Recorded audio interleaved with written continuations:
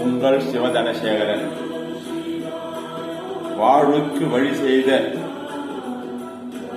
மனிதருக்கு வஞ்சகம் செய்த வேப்பங்கண்ணை மணி சார்ந்த தகவல். வாழ்வுக்கு வழி செய்த மனிதருக்கு வஞ்சகம் செய்த வேப்பங்கண்ணை மணி சார்ந்த தகவல். கடந்த 2003ஆம் ஆண்டு இந்த நிகழ்வுகள் நடந்து சுமார் 18 ஆண்டுகள் முடிந்து 19 ஆண்டுகள் நடக்கின்றன. கடந்த 2003ஆம் ஆண்டு ஆரணி நகரில் ஆரணி சேத்துப்பட்டு பிரதான சாலையில் ஆரணி ஒட்டி சிவசக்தி நகரின் அருகில் வந்தவாசி மேல்மருவத்து பகுதியில் வசிக்கும் வேப்பங்கண்ணை கிராமத்தை சேர்ந்த கிருஷ்ணப்ப செட்டியாரின் மகன் மணி என்பவர் இவ்விடத்தில் ஒரு மாடர்ன் ரைஸ் மில் சுமார் 1 ஏக்கருக்கு அதிகமான பரப்பளவில் ஒரு நவீன அரிசி ஆலை அமைத்து அந்த அரிசி ஆலையை இயக்கி வந்தார். அவர்களுடைய பொருளாதார பிரச்சினை மற்றும் இதர சூழ்நிலைக்காக அதை விற்க வேண்டிய கட்டாயத்திற்கு தள்ளப்பட்டார். மேலும் அவர் இந்த மாடர்ன் ரைஸ் மில் நவீன அரிசி ஆலை விரிவுபடுத்துவதற்காகவும் கட்டிடப் பணி செய்வதற்காகவும் ஆரணி நிலவர வங்கியில் சுமார் 9,74,000 ரூபாய் கடன் பெற்றது. அதன் கடன் பலு இவற்றையெல்லாம் மீளுவதற்காக அந்த நவீன அரிசி ஆலையை ஆரணி நகராட்சியின், அதாவது தமிழ்நாடு திருவண்ணாமலை மாவட்டம் ஆரணி நகராட்சி நகராட்சி மன்ற தலைவராக பதவி வகித்த திரு வி.பி. ராதாகிருஷ்ணன் அவருடைய மனைவி திருமதி கௌரி அம்மாள் பெயரில் அந்த இடம் விற்பனை செய்தார். திருமதி கௌரி அம்மாளுக்கு விற்பனை செய்தார். அவர் விற்பனை செய்தது 4,95,000 என்று விற்பனை செய்தார். அதாவது பத்திரத்தில் அவ்வாறு ஒரு கணக்கு காண்பிக்கப்பட்டுள்ளது. 4,95,000 மதிப்பீடு செய்து அதை இன்னும் குறைந்த விலைக்கு விற்றதாக இந்த மணி என்பவரிடம் வி.பி. ராதாகிருஷ்ணன் மனைவி திருமதி கௌரி அம்மாளுக்கு கிரைப்பதிவு செய்யப்பட்டது. இவருடைய பொருளாதார பிரச்சனையால் அந்த பண முதலையிடம் மாட்டிக்கொண்ட பிறகு எதுவும் கேட்காமல் இந்த நவீன அரிசி ஆலையில் விற்பனைகளை செய்து கொடுத்தார். அப்போது இவர் கலங்கினார். மணி என்பவரும் அவருடைய அப்பா கிருஷ்ணப்ப செட்டியாரும் அழுதார்களாம். யாரிடம்? திருமதி மன்னிக்கும் திரு வி.பி. ராதாகிருஷ்ணன் ஆரணி நகராட்சியினுடைய தலைவர், முன்னாள் தலைவர் அவர்களிடம் அழுதார்களாம். நீ கிரயத்தில் பத்திரத்தில் கையெழுத்து போடும்போது, விற்பனை செய்யும் போது அவ்வாறு அழுவாதே. இந்த பிரச்சனை எல்லாம் முடிந்த பிறகு உனக்கு நான் பல லட்சம் ரூபாய் கொடுக்கிறேன். உங்க அப்பாவுக்கு கிருஷ்ணப்ப செட்டியாருக்கு ஒரு வண்டி வாங்கி கொடுக்கிறேன், 2 வீலர் புதிய வண்டி வாங்கி கொடுக்கிறேன், மனம் போனாமல் கையெழுத்து போடுங்கள் என்று சொல்லி கையெழுத்து பெற்றுக் கொண்டு அனுப்பிவிட்டார். அதன் பிறகு வருடக்கணக்கில் ஆகியும் அந்த மணி என்பவருக்கும் அவருடைய தகப்பனார் கிருஷ்ணப்ப செட்டியாருக்கும் எவ்வித உதவியும் செய்யவில்லை. பணக்காரர்களின் குணமே அவ்வளவுதானே, அதுவும் அரசியல்வாதிகள் குணம் என்றால் எத்தனை அயோக்கியம் என்பது தெரிய வருகிறது. அதன் பிறகு நடந்தவையெல்லாம் அவர் குடும்பத்தில் சண்டை ஏற்பட்டு உன்னால் தான் அந்த சொத்து இருந்தது என்று எல்லாம் அவருக்குள்ள அவர் குடும்பத்தில் அப்பன் மகன் மனைவி இப்படி சண்டையிட்டுக் கொண்டதன் பேரில் அங்கே அந்த ஊரில் யாரும் நியாயம் சொல்வதற்கு ஆள் இல்லாத போயிடுவார்கள் என்று விசாரித்தது. எனக்கு வேண்டப்பட்டவரும் குடும்ப நண்பருமான பாஸ்கரன் XMC மற்றும் சைதாப்பேட்டை பகுதியில் வசிக்கும் தண்டபாணி திரு ஏ மணி, திரு ஏ நாகேந்திரன், இப்படி அனைவரையும் அழைத்துக் கொண்டு எனது இல்லத்திற்கு வந்து மேலே முறைகேடாக விற்பனை செய்த வி.பி. ராதாகிருஷ்ணன் ஏமாற்றிய கதையெல்லாம் என்னிடம் சொன்னார்கள். இது நான் என்ன செய்ய முடியும், என்னால் ஒன்றும் செய்ய முடியாது என்று சொன்னேன். ஐயா, நீங்கள் மனது வைத்தால் நிச்சயம் எனக்கு வாழ்வு கிடைக்கும், உன்னால் நான் வாழ்வேன், என்றென்று என் வாழ்நாளில் தங்களை மறக்க மாட்டேன் என்று ஆளில் விழாத பிறையாக அழுது புரண்டார். நிச்சயம் இந்த பிரச்சனையை நீங்கள் கையெடுக்க வேண்டும் அப்படி என்று சொன்னார்.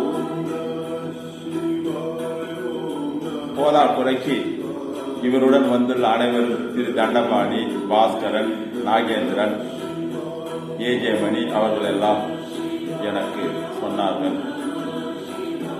நான் சரி என்று ஒப்புக்கொண்டு அந்த மணி வேப்பங்காட்டிய மணி விற்பனை செய்த நவீன அரிசி ஆலையினுடைய கிரையப்பத்திர ஆவண நகல் ஆவணம் 814/2013 4/5/3 மன்னிக்கவும் 814/2003 4/5/3/2003 அந்த கிரைய ஆவண நகல் பெற்று படித்து பார்த்தேன்.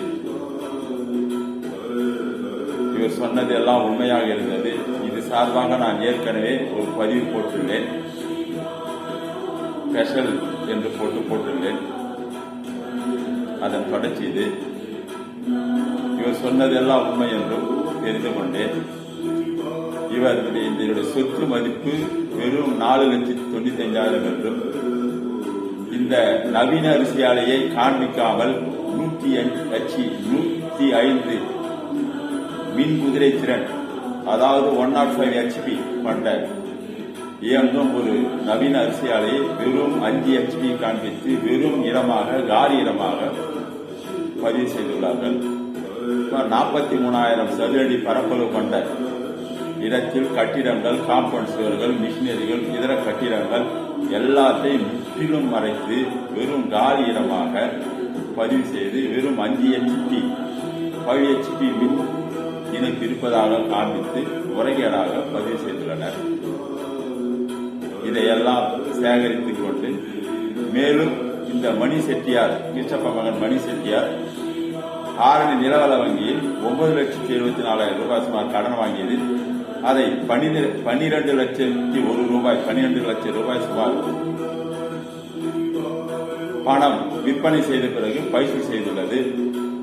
அந்த மின் இணைப்பு 105 HP தொடர்ந்து விற்பனை செய்யும் முன்காலத்திலிருந்து தற்போது வரை இயங்குவதை எல்லாம் அதனுடைய மின் கட்டணம் பல ஆயிரம் ரூபாய் மாதம் செலுத்துவது போன்ற தகவல் எல்லாம் திரட்டிக் கொண்டு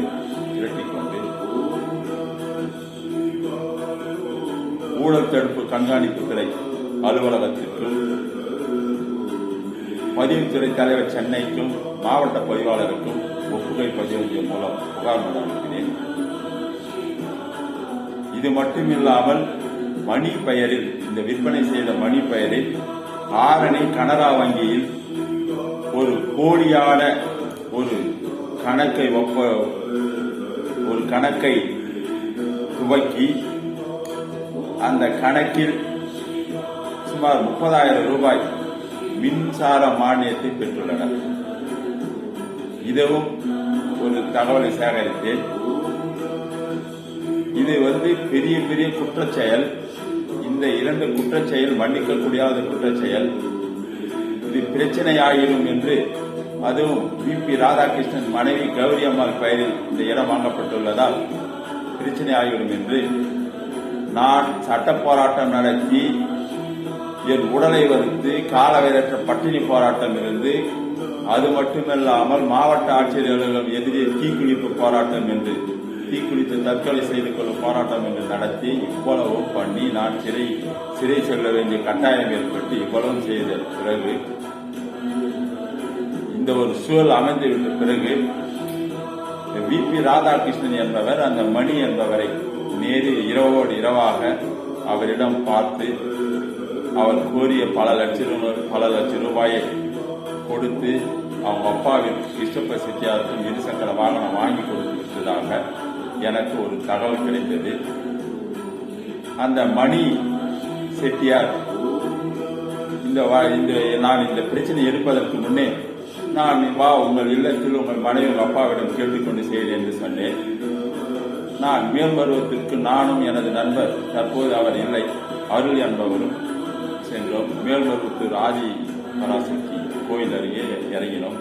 அவர் அவ்விடம் வந்து எங்களை ராஜ மரியாதையாக அழைத்து அந்த மணி என்பவர் அங்கே உணவு சாப்பிட்டோம். அந்த உணவுக்கு அவர் பணம் அவர் கொடுத்தா நான் வேண்டாம் நான் கொடுக்கிறேன் என்று கட்டாயப்படுத்தி உங்கள் சகோதரன் இது கூட கொடுக்கக்கூடாதா என்று சொன்னார். அப்போது ஒரு சொன்ன நிகழ்வு என்றும் என்னால் மறக்க முடியவில்லை. அந்த நாங்கள் சாப்பிடும் சாதத்தை அவர் சாப்பிடும் உணவை எடுத்து கையில் வைத்துக் கொண்டு சத்தியமாய் சொல்கிறேன், இந்த சாதத்தின் மீது அன்னத்தின் மீது சத்தியம் செய்கிறேன், உங்களுக்கு நான் துரோகம் பண்ண மாட்டேன், எனக்கு வாழ கொடுங்கள் இது குடிய என்று சொன்னார். அப்படிப்பட்ட மனிதன் அவருக்காக நான் இத்தனை கடுமையான போராட்டங்கள் நடத்தி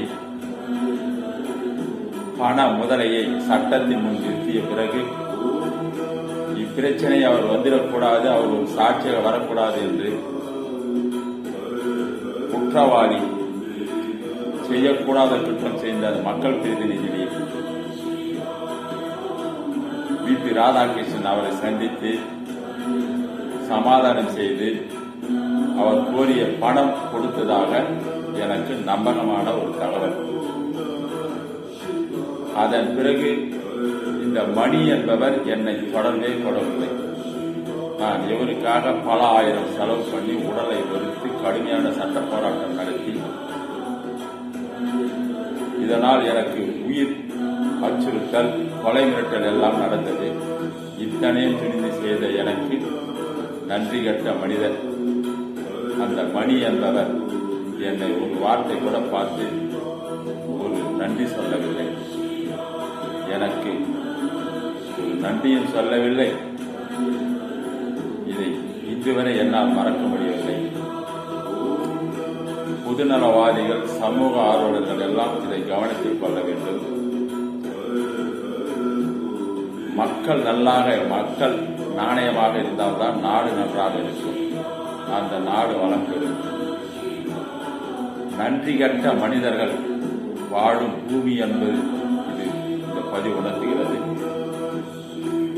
நான் இந்த பிரச்சனையை கையில் எடுக்கவில்லை என்றால் அந்த வேப்பங்கண்ணி மணிக்கும் அவங்க அப்பாவுக்கும் பல லட்சம் ரூபாய் கிடைக்க வாய்ப்பில்லை, அவர்களுக்கு வாழ்வு கிடைக்க வாய்ப்பில்லை. கடனுக்காக இந்த சொத்து மீண்டும் மறுமுறை ஒரு பலன் ஏற்பட வாய்ப்பில்லை. என்னால் நான் செய்த பிரச்சனையால், சட்ட பிரச்சனையால், சட்ட போராட்டத்தால் அவர் சுயலாபம் அடைந்த பிறகு திரும்பி கூட பார்க்கவில்லை எங்களை. நானும் அருள் பாஸ்கரன் என்பவரும் எங்கள் நண்பர்கள் அவர் இல்லத்துக்கு பல முறை சென்று தேடினோம். அவர் எங்கள் எதிர்த்து அகப்படவே இல்லை. எதற்காக என்றால் ஆதங்கம். நான் உடலை வெறுத்து இப்படி செய்தினேன், நன்றி கட்ட மனிதர், இனி எல்லாம் ஒரு மனிதரா என்று அவரை வாழ்த்துவதற்காக நாங்கள் சென்றோம். விலாசம் தெரியாமல் தெரிந்து அலைந்து கண்டுபிடித்து சென்றோம். பல முறை சென்றோம். கடைசி வரை எங்கள் கண்ணில் அவர் அகப்படவில்லை. தமக்கு